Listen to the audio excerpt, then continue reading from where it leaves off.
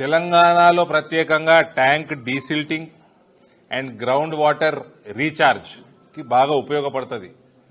ఇక్కడ ఉన్న కండిషన్స్ బట్టి తెలంగాణ ప్రాంతంలో ఇక్కడ వ్యవసాయం బ్రహ్మాండంగా కొనసాగుతుంది. అనేక జిల్లాలలో బెటర్ ఇరిగేషన్, చిన్న ప్రత్యేకంగా సన్నకారు రైతులకి మంచి ఇరిగేషన్ ఫెసిలిటీ పెరిగే అవకాశం ఉంది.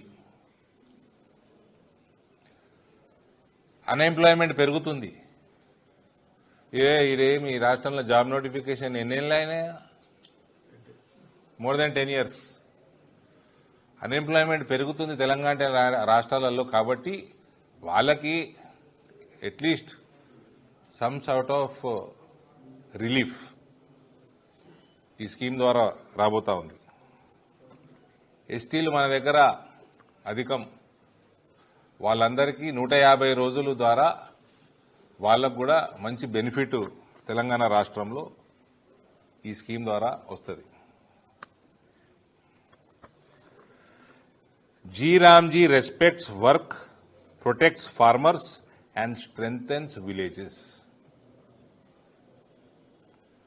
మంచి పని చేయడం ద్వారా రైతులను కూడా 60 రోజులు వాళ్ళకు కూడా ఇబ్బందులు కలగకుండా గ్రామాన్ని డెవలప్ చేసే విధంగా ఈ G-Ramji కొత్త స్కీమ్ అయితే ప్రవేశపెట్టిందో కేంద్ర ప్రభుత్వం, దీన్ని మనం అందరం స్వాగతించాలి తప్ప పనికిమాలిన రాజకీయాలు చేయకూడదు అని రేవంత్ రెడ్డికి మనస్ఫూర్తిగా రిక్వెస్ట్ చేస్తా ఉన్నా. ఏదో యుద్ధం చేస్తారట మోదీ. నువ్వు యుద్ధం చేయాలనే ఉంటుంది. నాకు యుద్ధం చేసిన వాళ్ళందరూ నాశనం అవుతారు మోదీతోటి. నువ్వు కూడా నాశనం కావాలి, నీ పార్టీ కూడా నాశనం కావాలి.